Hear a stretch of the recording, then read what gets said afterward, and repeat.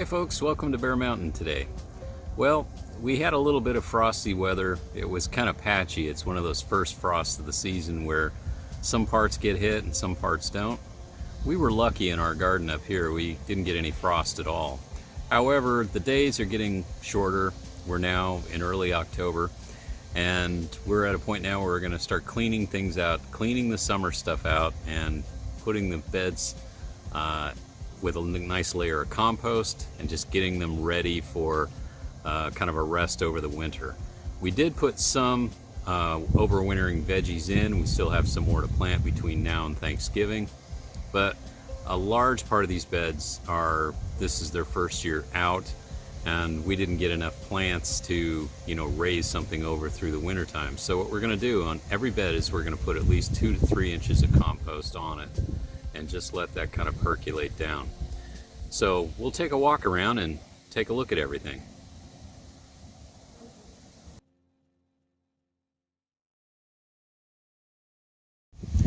So this has been a rebuild project from the very beginning.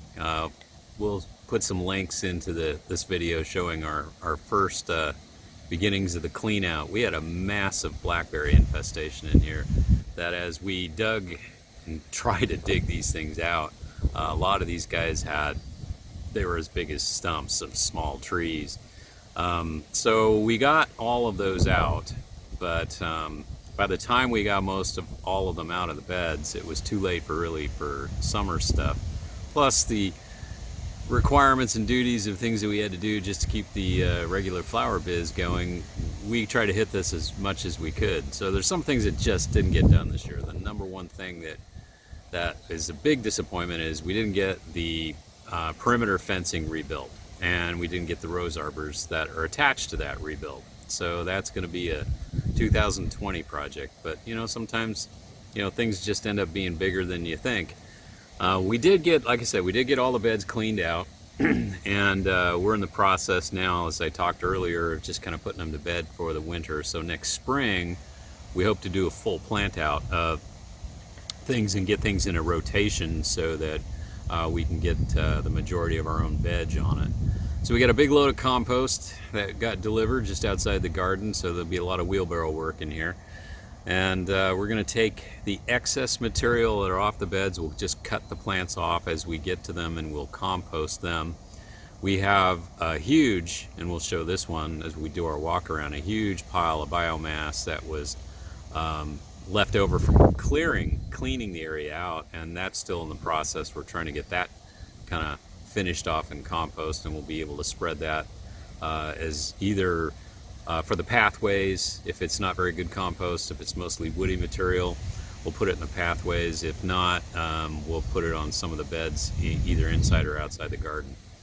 The last thing we're going to do this winter, after we have everything cleaned out and we have the beds composted, is we're going to get a delivery of here in the Pacific Northwest. It's pretty reasonably priced, where you can get the bark remnants from when they peel logs for sawmills. They sell that stuff, they grind it up and they call it bark dust. But what it is it's fir hemlock bark that's ground up, and it makes a nice covering for the pathways. And so we're going to be putting 2 to 3 inches of that in here, which should stop most of these little annual weeds from coming back up.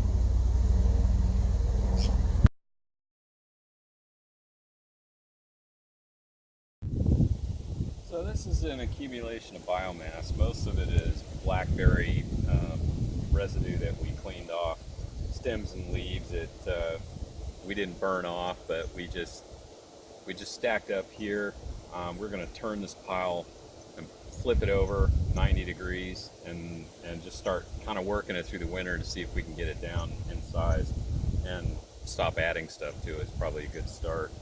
One of the interesting things about this wild Himalaya blackberry is it is tenacious. Here is a sprout this is the tip of the plant, and what it is doing, you can see this was the stem. It gets to fall in lower light levels, it gets a signal that says branch out and create new little plants. Everything's got roots. This was a growing tip, And now you could possibly have another 4 or 5 new blackberry plants. Ooh. Yeah, you know, they're good blackberries, and I use them for making FPGA in my Korean natural farming, but I really don't like them. They They're never obnoxious. die. They never die. So anyway, let's go take a look at the rest of the place here.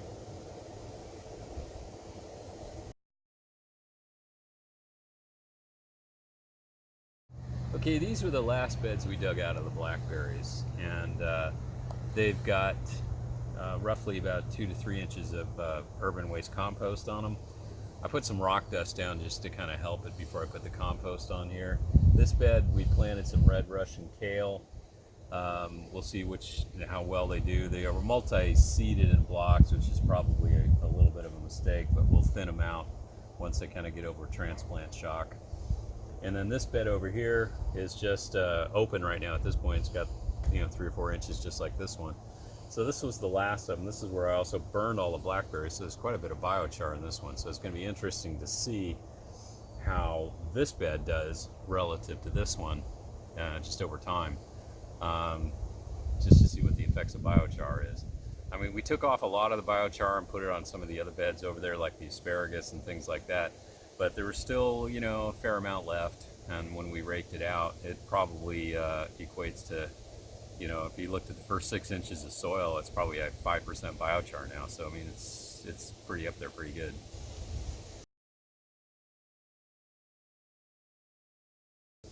The ferns did pretty good for the first year. We still have blackberries that, kind of got a little bit resprouted on us, and we'll yank those guys out. Once we get a good frost, it'll kill these tops down, and what we'll do is we'll just cut them down and also cut out the marigolds, and then we'll apply compost on this bed too, probably a couple, 2+ inches. We have some of our own compost plus some of the urban waste, so we'll probably kind of do a mix. And then just see how that decays over the winter time. If we need to add a little more in the spring when we first get the sprouts coming back up. But it did pretty good. And we just got weeds and we've got blackberries and we still are fighting. And but I think this is going to be a good patch. I need to build a permanent kind of like trellis system, if you want to call it that. But it's more like just a series set that we can put netting on so we can keep the fronds upright. These guys, one of the things we noticed they like to do is just kind of go whatever way the wind's going. In the summertime we get a lot of northeast winds which come in from this way and kind of push the fronds over. So what we want to do is kind of have like maybe fix it so we can always every year put in some Hort Nova netting, which is plastic netting that's in 6-inch squares. So when these guys grow through it, they'll stand up straight. Had brassicas and beans on it. We got a lot of beans off of it. As a matter of fact, once we stopped harvesting, I just left the beans to kind of grow a little bit of extra nitrogen in it because they are legumes. And I did treat the area with some the bacteria that helps fixate nitrogen. There probably isn't much left because they did produce, fruits, but it also kind of helped keep the weeds down a little bit. We sure had a lot of wonderful beans Oh for yeah, meals. just this little bed just produced an amazing amount of beans. It was We ate them for like 2 months. it was so yummy. Yeah. And the reason of the net is for deer protection, Yep. because the deer did find this garden Yep. and they did nibble on a lot of things. And we still have blackberries. And that's the hazard of the net. Yeah. So Well, when we this was old used net. And so it's when we be, get the fence built, yeah, this we won't net do this stuff anymore. is gone. Yay. And I thought a little bit maybe of trying to get some seed off of the brassicas that we, so I kind of let them go for a little bit. But I don't know if that concept is going to work. We'll see. And then behind that we've got spaghetti squash and there was a yellow crookneck zucchini. We ate so much off of that. Those are pretty much done. And then behind those, we'll just take a walk over this way.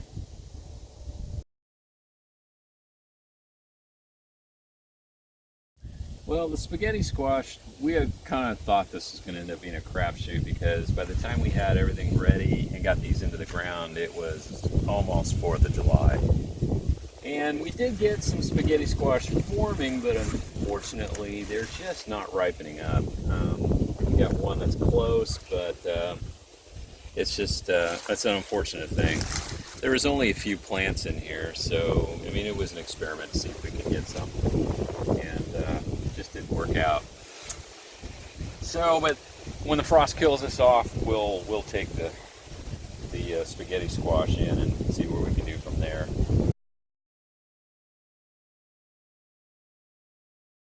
Yeah, just across the way, this was a bed we had in ornamental pumpkins. We harvested those guys out this week, and then we put down a little more rock dust. This was a bed that was originally done. We suppressed the weeds by using the cardboard lasagna method. We put down cardboard, and then we put down like 3 inches of compost over it and let it sit for a couple of weeks until the cardboard really softened up, and then we planted ornamental pumpkins into it, and it worked out really pretty well.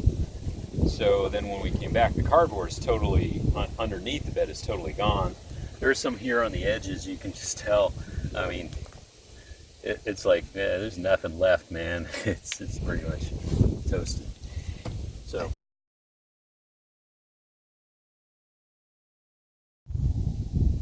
Okay, so on this bed, it had ornamental pumpkins, and when we cropped those out this last week, what we did is we put down some rock dust and then put down another 2 inches of compost and planted into that. These are radicchios, a couple of different types. Never planted radicchio. It's probably too late to get heads out of it, so we planted it kind of intensely. Going to use it for leaves for salads over the winter. And then we put a couple different varieties of just some regular scallions on the outside, some red Russian kale on the end. That was sown in multi-block, or excuse me, multi-seeds in a block. And then we'll thin that out as we see, which ones are going to be the best plants. This bed was originally one of the ones we were experimenting with the cardboard lasagna layer for suppressing weeds. It had some really nasty perennial weeds in it, some dock and things of that nature. And the only thing that made it through that lasagna mess during the summertime was blackberry, which we continue to fight. We got that pulled out, but the lasagna method worked real well in killing off those other perennial weeds. So we'll see how it goes. In the spring, when we crop this bed out, probably sometime March, April, I would guess, would be when it would be done. Then we will see if we need to add any more compost on this bed again. For the first few years, I imagine we're going to be feeding it a lot of compost as the biology kind of works its way through and things begin to stabilize. But I think next year's crops on this bed are going to be great. Same thing with basically all these beds. And we'll see how the weed pressure is. I don't think it's going to be very, very big. Our weeds are mostly in the pathways. So if you notice the small weeds, what I'm going to do before I get the bark dust in here is I'm just going to come through on a kind of as regular basis as I can and just use my flame weeder and just kind of knock these guys down at the seedling stage. And any kind of perennial stuff like blackberry or stuff like that we'll pull out, and we'll just keep working it. That's all we can do through the wintertime, just keep working it.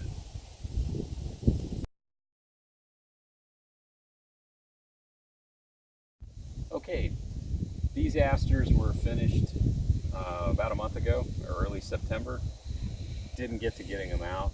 We're taking them out, but I just kind of wanted to show this is a bed that had a lot of weeds in it also, and there are some things that have kind of restarted back in here. We have some grasses and things, but it's not too bad. So when we crop these things out, what we do is we just kind of go through and we leave the roots in the ground and just take the tops off. I'm not going to bother trying to pull the root systems of these. These things are actually still technically sort of alive, so it's just a matter of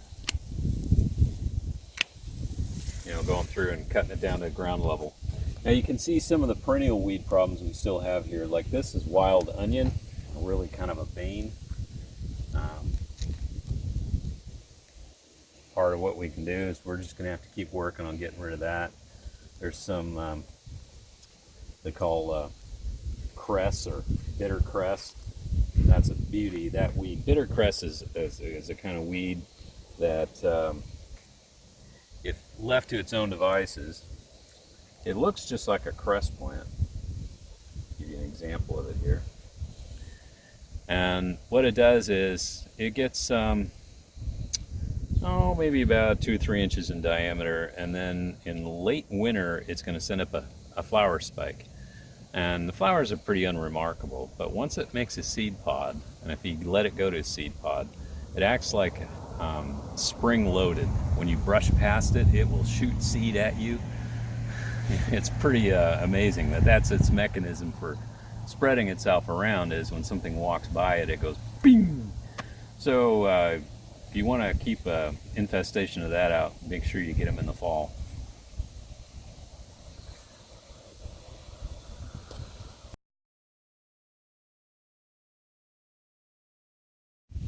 Okay, so we did a kind of a walk around in there, kind of showed you some of the things that we have to do for cleanup. And this is the material we're going to be applying to the beds. Not all of it, some of it's going to go to some other aspects on the property, but this is organic, certified organic green waste compost, and it's got a few pieces of plastic in it. You find one every once in a while, but it's actually pretty clean stuff. And I'll just keep that in my pocket.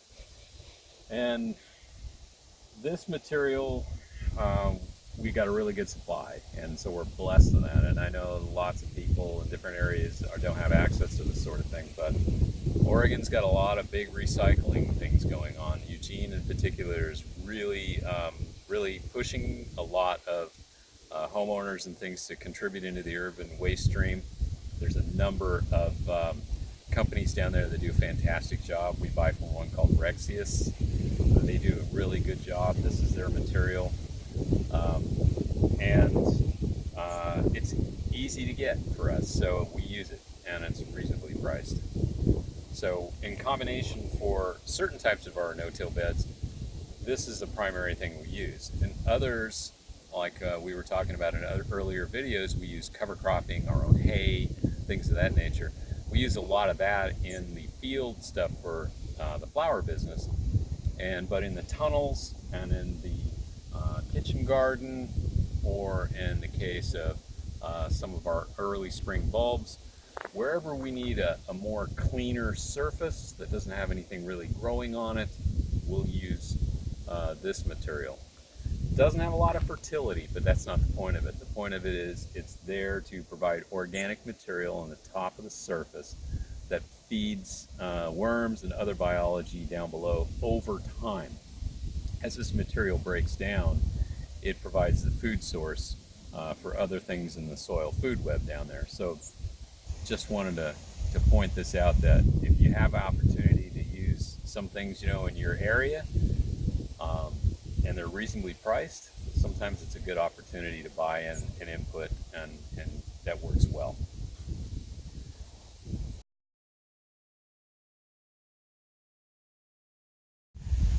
So just to wrap things up, first of all, you might have heard a little wind in the background. The audio might be a little breezy. Our apologies for that.